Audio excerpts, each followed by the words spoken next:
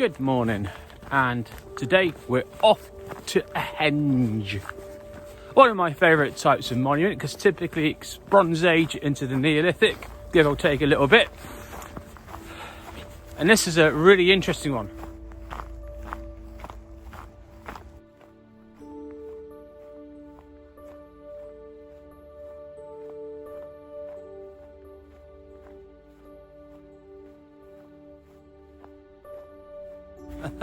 And my inner nerd really emerges. There's not many interests, I think, where you go to visit things that have perished or largely perished, and you go there to go, this is interesting. So, walking across the fields from Weymouth to Dorchester,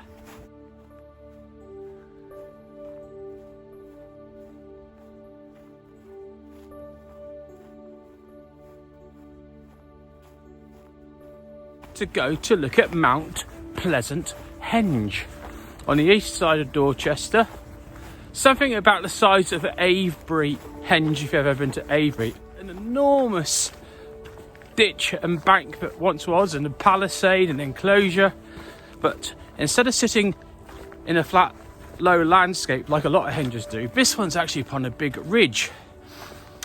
And the thing about henges is you don't only consider the monument itself.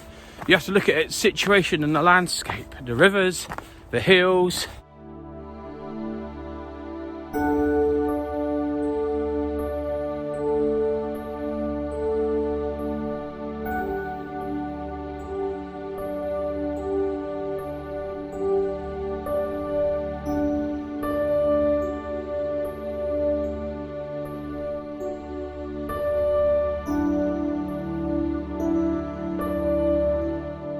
And there's a timber palisade within it. There's a later Bronze Age barrow on its western side. So it's a very interesting place to go and have a look. So that's where I'm now heading.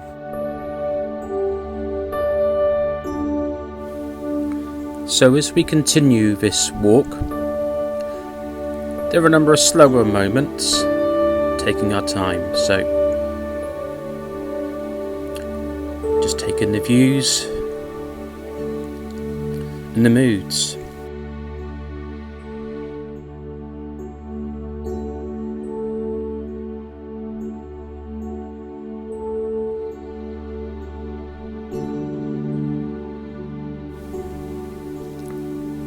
Walking down through Came Park,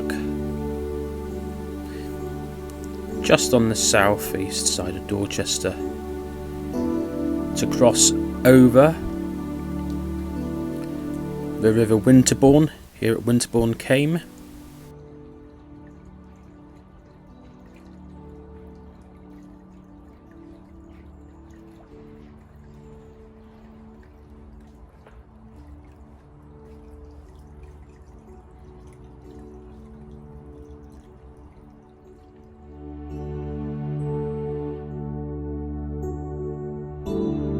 Rivers are usually significant in the Henge's landscape, and this is on the south side of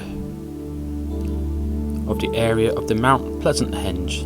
Just a little way to go though till we get to the henge itself.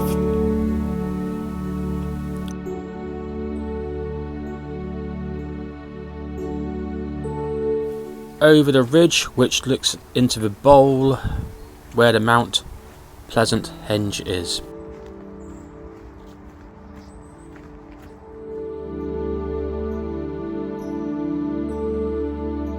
Two Bronze Age barrows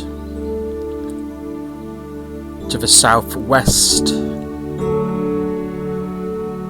of Mount Pleasant Henge, and from which we can see the henge area and a number of other sites of Neolithic and Bronze Age interest around Dorchester. Across the fields to the ridgeway to the southwest of the barrows would be Maiden Castle, and in the Neolithic period there would have been a bank barrow, and the causewayed enclosure, a simple defended hilltop settlement predating the Iron Age fortifications.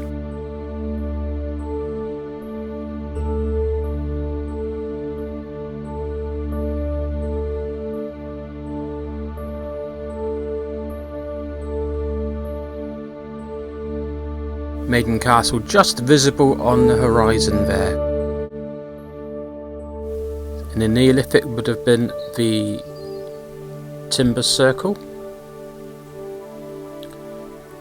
Allington Avenue, and also the Flagstones enclosure where I'm pointing right now.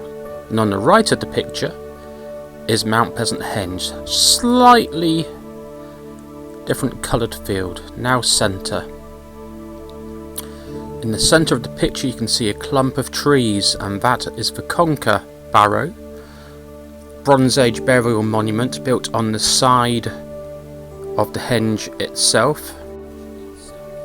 And notice the bowl in which the henge sits, the horizon on the back of the ridge, and the ridge on which I'm now walking along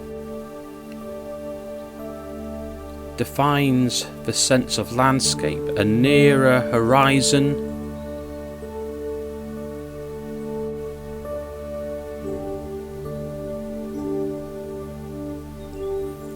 perhaps a sense of a world within a world, nearing the horizon to observe motions of the sun, moon perhaps, viewing points for rituals, ceremonies. And now walking across the fields immediately to the south of the henge, which is clearly visible right across the centre. Crossed over the road and looking at the henge's site. And if you look very carefully along the skyline of the henge here, you can make out the very subtle contours of the ditch and embankments ploughed over many thousands of times since the henge was originally constructed. Remembering the clump of trees on the left of the picture is the site of the Conker Barrow, built later in the monument's history. There's also an interior arrangement of posts and stones called Site 4, very much like Woodhenge near Durrington Walls and Stonehenge. But if you really want to be very nerdy, you can go and observe these very subtle contours visible right across the centre of the picture now.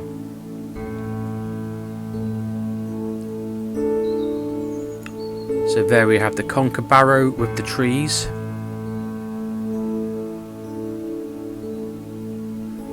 And the site of the henge would have been on the hilltop, bisected by the modern day hedge.